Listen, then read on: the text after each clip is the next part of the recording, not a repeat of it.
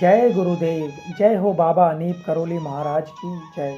साथियों नमस्कार, स्वागत है आप सभी का आपके अपने YouTube चैनल पर।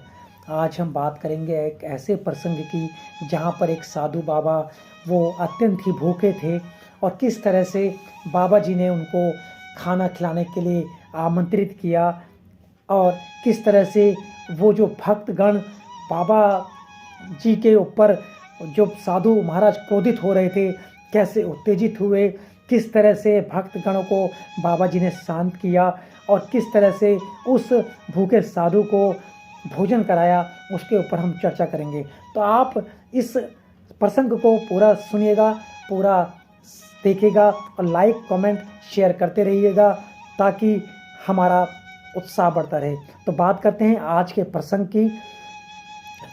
एक बार की बात है, एक बार एक साधु बाबा जी के मंदिर में पहुंचता है और पहुंचकर बाबा जी से सीधे जाकर झगड़ा करने लगता है।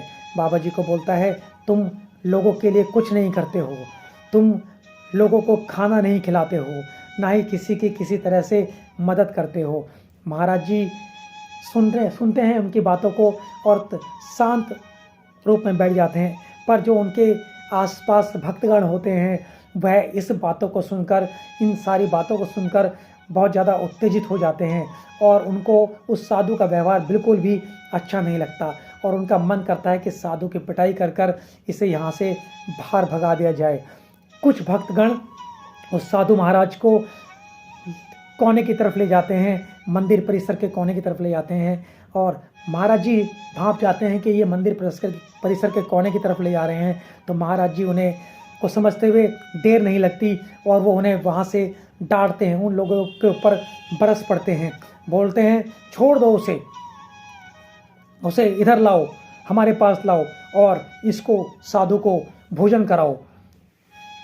इतना कहने के बाद में वो भक्तगण जितने भी होते हैं वापस आते हैं और साधु को भोजन कराने के लिए आगे बढ़ते हैं। बाबा जी महाराज बोलते हैं, इस साधु को एक कमार दे दो और भोजन दे दो और कुछ पैसे भी दे दो। अब भक्तगण ले जाते हैं, साधु को भोजन कराते हैं, कुछ पैसे भी देते हैं और महाराज जी कहते हैं, उन भक्तगणों को बोलते हैं, तुम लोग समझते नहीं हो, वह साधु 3 दिन से भूखा है, उसने 3 दिन से कुछ खाया नहीं है, कोई भोजन उसको नहीं मिला है, वह कैसे यहाँ तक पहुँचा है वो उसे ही पता है, इसलिए जो कुछ उसने कहा उसकी गलती नहीं है, इसके अलावा वह क्या कह सकता था। तो इस तरह से महाराज जी समझ जाते थे कि कोई व्यक्ति अगर आया है, वो तो साधु था, कोई व्यक्ति अगर आया है और कुछ कह रहा है तो वो किस रोष में कह रहा है, किस कारण से कह रहा है। इस तरह से बाबा जी महाराज भक्तों की या कोई भी आगंतुक था उनकी बातों को समझ जाया करते थे।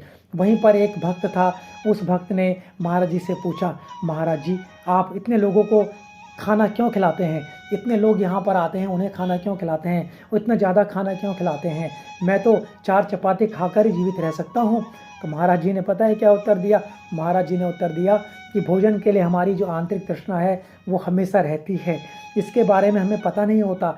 उस समय पर भी जब हमें भूख का एहसास नहीं होता हम कुछ ना कुछ खा सकते हैं। जो तुम्हारी आत्मा को भोजन की तृष्णा रहती है, तुम भी प्रसाद लो और सभी भक्तों को प्रसाद दो।